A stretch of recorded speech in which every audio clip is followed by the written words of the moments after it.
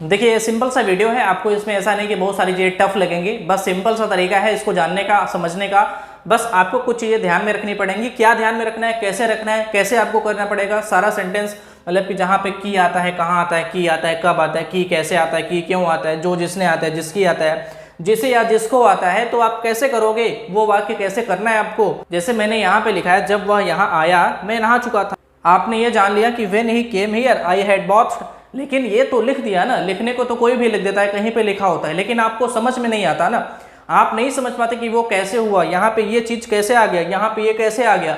तो वही सब सारा कुछ जानेंगे ना, स्टेप बाय स्टेप इसी वीडियो में जानने वाला है। तो मैं आपको एक चीज पहले बता दूं, ये काफी इंपॉर्टेंट क्लास होने वाली है, इसीलिए मैं आपको याद दिलाने के लिए, आपको पूरे वीडियो में याद रहे, इसलिए मैंने यहाँ पे सीधा सा लिख रखा है कि वेरी इंपॉर्टेंट रूल्स। ठीक है, वेरी इंपॉर्टेंट रूल्स अगर मैं यहाँ पे लिख दिया हूँ, इसका मतलब आप इस वीडियो में बने रहोगे और चीज़ों को आप सही से देखने की कोशिश करोगे, क्योंकि ये काफ़ी इंपॉर्टेंट है। अगर आप इसको नहीं जानोगे तो आपको काफ़ी सारा दिक्कत आएगा पास्ट परफेक्ट टेंस को लेके। ठीक है, तो आपको अगर ये सारी चीज़ें कंप्लीट जाननी है तो वीडियो में आपको बने रहना है। आपकी जानकारी के लिए एक चीज़ और बता दो, यहाँ पे ये है क्लास 32 पार्ट परफेक्ट टेंस का चौथा नंबर, मतलब कि पार्ट 4 है आपका। ठीक है, तो पार्ट 3 तक अभी वीडियो आ चुकी है, और क्लासेस की बात की जाए तो अभी ये क्लास 32 है, तो इसके पहले क्लास 31 चैनल पे अपलोड हो गई है वीडियो, यानी कि वीडियोज क्लास 1 से डली है चैनल पे। ग्रामर को एकदम मैंने बेसिक से कवर किया है। अगर आप सही से स्टेप बाय स्टेप शुरू से जानना चाहते हो तो आप क्लास 1 से विजिट कर सकते हो, चैनल पे जाके वीडियो देख सकते हो। बाकी अपने टॉपिक पे वापस आते हैं और इस वीडियो पे बात करते हैं। मैं वीडियो में आगे बढ़ने से पहले एक चीज़ और आपको बता दूँ कि हमारी जो वीडियोज होती हैं वो सारी एक दूसरे से क्लासेस कनेक्टेड होती हैं। तो मैं आपको इसीलिए हर एक वीडियो में बोलता हूं कि सारी वीडियो एक दूसरे से कनेक्टेड है, तो अगर आप शुरू से देखोगे तो चीज़ें और अच्छे से समझ आएंगी। जैसे अगर मैंने आपको बोल रखा है पहले की वीडियो में कि ये ऐसा रूल होता है, तो पहले की वीडियो में मैंने आपको बता रखा है सिंपल सा ये वाला रूल। और जो नहीं जानते, जो नए हैं बिल्कुल अभी अभी ये वीडियो देख रहे हैं, उनके लिए मैं जानकारी के लिए बता देता हूँ कि जैसे किसी वाक्य में प्रश्नवाचक शब्द आता है, यानी कि इंट्रोगेटिव वर्ड आता है, तो वो हम वाक्य में सबसे पहले लिखते हैं। वाक्य में उसको हम सबसे पहले लिखेंगे प्रश्नवाचक शब्द को। जैसे वह कहाँ जा रहा है, तो उसमें हम जो प्रश्नवाचक शब्द है वो कहाँ, वेयर मीन्स होता है कहाँ, तो वेयर मीन्स होता है कहाँ, तो हम वेयर को ना बाहर निकालते हैं। और जो उसका हेल्पिंग वर्ब होता है उस वाक्य में, वह कहाँ जा रहा है में जो हेल्पिंग वर्ब है वो है इज, तो हमने लिखा यहाँ पे इज। ठीक है, यहाँ पे तो ये है नहीं, मैं आपको केवल बताने के लिए, समझाने के लिए बोल रहा हूँ बस। यहाँ पे उसके बाद इज आपका होता है, उसके बाद आपका आता है सब्जेक्ट वाक्य का। अगर मैं आपको सिंपल सा बताऊं तो आपका सीधा सा मतलब हुआ कि प्रश्नवाचक शब्द आपका 1 नंबर पे आता है, उसके बाद आपका 2 नंबर होता है, फिर 1 नंबर। प्रश्नवाचक शब्द का मतलब होता है इंट्रोगेटिव वर्ड। 2 नंबर का मतलब होता है जो उसमें हेल्पिंग वर्ब लग रही है, उसको हम 2 नंबर बोलते हैं। 1 नंबर का मतलब होता है कि जो वाक्य में सब्जेक्ट है, जो करने वाला है, जो करता है, उसको हम 1 नंबर बोलते हैं। यानी कि 1 नंबर को अगर वाक्य में सबसे पहले बाहर निकालना होता है तो उसमें हम वाक्य में सिंपल सा पूछेंगे कौन। जैसे हम कौन पूछेंगे, जैसे फॉर एग्जांपल के लिए मैंने एक वाक्य लिया कि वह कहाँ जा रहा था, तो इसमें मैंने वाक्य में पूछा कौन, तो यहाँ पे क्या निकलेगा, वह। ठीक है, वह कहाँ जा रहा था, कौन, वह। ठीक है, ऐसे आपका हुआ। उसके बाद प्रश्नवाचक अर्थ का मतलब हुआ कि ये इसका जो मीनिंग होता है वो मैंने सारा लिखा है। जैसे आपको कहीं पे, जैसे मैंने पहले की वीडियो में बता रखा है, या फिर अभी भी आप यही रूल होता है, अगर प्रश्नवाचक शब्द आता है तो उसको हम सबसे पहले बाहर निकालते हैं, उसके बाद हम उसमें हेल्पिंग वर्ब लगाते हैं, उसके बाद उसका सब्जेक्ट लगाते हैं। तो सेम ऐसा ही रूल सारों में फॉलो होता है। प्रश्नवाचक शब्द कौन कौन से होते हैं जान लेते हैं अच्छे तरीके से। जैसे आपका वेयर आ गया, वेयर मीन्स होता है कहाँ, व्हेन मीन्स होता है कब, हाउ मीन्स होता है कैसे, वाई मीन्स होता है क्यों, हु मीन्स होता है कौन या किसने, दोनों चीज़ें होती हैं। होज मीन्स होता है किसकी, मतलब होज मीन्स किसका, किसके, किसकी, तीनों चीज़ें होती हैं। उसके बाद होम मीन्स होता है किसे या किसको, होम मीन्स किसे भी होता है, किसको भी होता है। उसके बाद जैसे यहाँ पे अब आपको देखिए करना क्या होता है, सिंपल सा, ये जो पार्ट 4 है ना, इसका सीधा सा मतलब है कि इसमें आपको ना साधारण अर्थ के वाक्य मिलेंगे।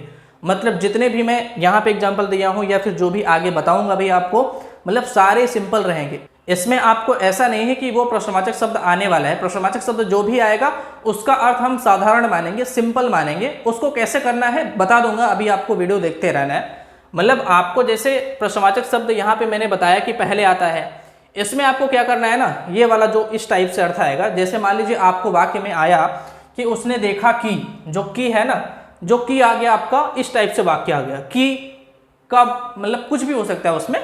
तो जैसे उसने देखा कि राधा नहा चुकी है, तो ही सा दैट, तो वाक्य में सिंपल सा जो लगा है ना वो की लगा है। की का मतलब होता है दैट, जहां पे की रहता है वहां पे हम लगाते हैं दैट। जो आपका प्रश्नवाचक शब्द का रूल होता है उसमें आपको प्रश्नवाचक शब्द लाना होता है, उसके बाद 2 नंबर लाना होता है, उसके बाद 1 नंबर लाना होता है। लेकिन आपको इसमें ऐसा नहीं करना है, इसमें आपको पहले प्रश्नवाचक शब्द करना है, फिर उसके बाद 1 नंबर करना है, फिर आपको 2 नंबर करना है। 1 नंबर का सीधा सा मतलब हुआ जो आपका वाक्य का सब्जेक्ट है जो करता है उसको हम सबसे पहले लाएंगे, उसके बाद 2 नंबर करेंगे। इसको हम समझ लेते हैं यहाँ पे एग्जाम्पल के थ्रू। मैंने यहाँ पे लिखा है जैसे जब वह यहाँ आया, यहाँ पे 1 नंबर क्या है, वह यानी कि कर्ता। इसमें करने वाला कौन है, जब वह यहाँ आया तो वही कर रहा है ना, वही आ रहा है, वही जा रहा है, कुछ भी हो जो उसका जैसे आया है तो वह आ रहा है, तो वह इसका मेन है यानी कि सब्जेक्ट है।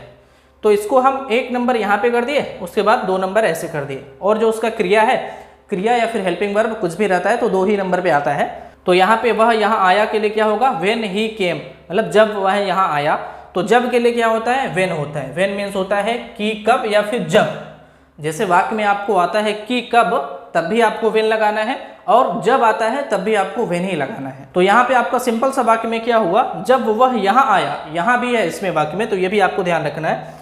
तो ही केम जैसे मैंने बताया ना, उसके बाद यहाँ का यहाँ पे हो जाएगा। तो जब वह यहाँ आया, इसका अगर पूरा देखेंगे तो क्या होगा, व्हेन ही केम हियर, ये आपका हुआ कंप्लीट। उसके बाद हम यहाँ पे ना सिंपल सा कामा लगाएंगे, क्योंकि ये वाक्य अलग है और ये वाक्य अलग है। ठीक है, ये जो है परफेक्ट टेंस है, पास्ट परफेक्ट टेंस।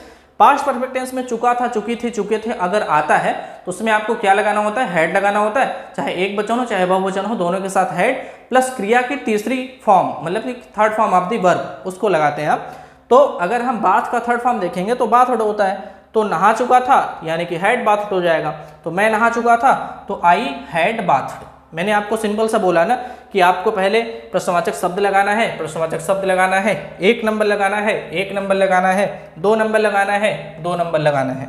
ऐसे ही इसी रूल से चल रहा है। पहले आपको जो प्रश्नवाचक शब्द में होता था उसमें तो आपको ऐसा चलता था ना कि प्रश्नवाचक शब्द फिर 2 नंबर फिर 1 नंबर, यानी कि हेल्पिंग वर्ब आती थी। लेकिन अगर आपको किसी भी वाक्य में अगर जब पहले आता है, जैसे जब पहले आ गया, तो उसमें आपको अगर ये सारे चीजें आती है ना, ये सारे प्रश्नवाचक शब्द पहले आ जाते हैं वाक्य में, यहाँ पे आपको लिखा हुआ मिल जाता है, तो आपको उसमें करना कुछ नहीं होता। आपको उसमें अगर इसका अर्थ लाना है तो उसमें आपको करना कुछ नहीं होता है। आपको सिंपल सा ये जो 1 नंबर है 2 नंबर है, इसको थोड़ा सा उलट फेर करना पड़ता है। मतलब यहाँ पे हम कुछ नहीं कर देते, यहाँ पे हम प्रश्नवाचक शब्द लिखते हैं, उसके बाद जो उसका सब्जेक्ट है वो लिख देंगे, उसके बाद क्रिया लिख देंगे। क्योंकि यहाँ पर जो प्रश्नवाचक शब्द है, जो प्रश्नवाचक वर्ड आ रहा है वो आपका शुरू में आ रहा है। अगर शुरू में आएगा तो आपको ऐसे ही अर्थ निकालना है, मतलब कि ये सब आएंगे तो ऐसे निकालना है। अगर इस टाइप से प्रश्नवाचक शब्द आता है जैसे वह कहाँ जा रहा है, तो वहां पे क्या करोगे, वेयर इज ही गोइंग, इस टाइप से होता है वहां पे।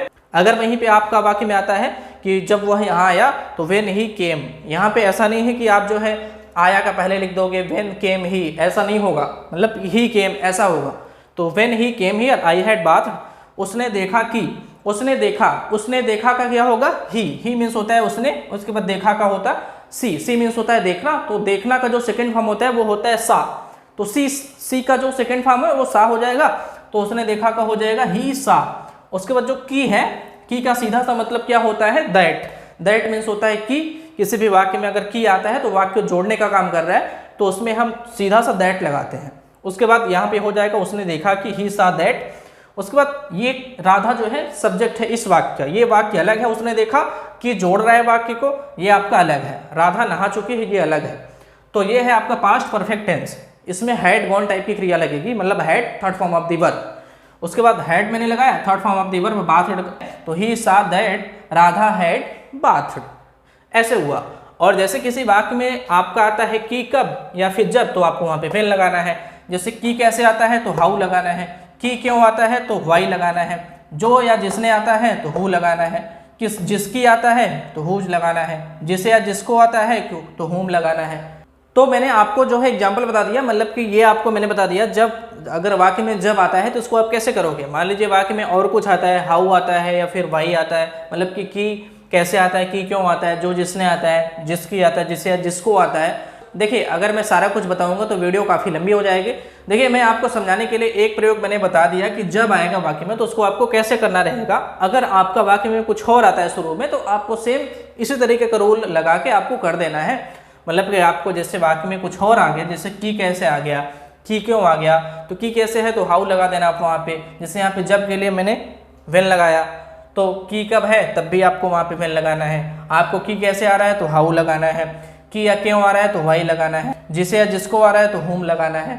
मतलब आपको मैंने क्लियर कर दी काफ़ी सारी चीज़ें, और मैंने आपको ये भी बता दिया कि जैसे किसी वाक्य में अगर बीच में की आता है तो उसके लिए आपको सिंपल सा दैट लगाना होता है। तो ये देखिए छोटा सा पार्ट था, लेकिन आपको समझना जरूरी था।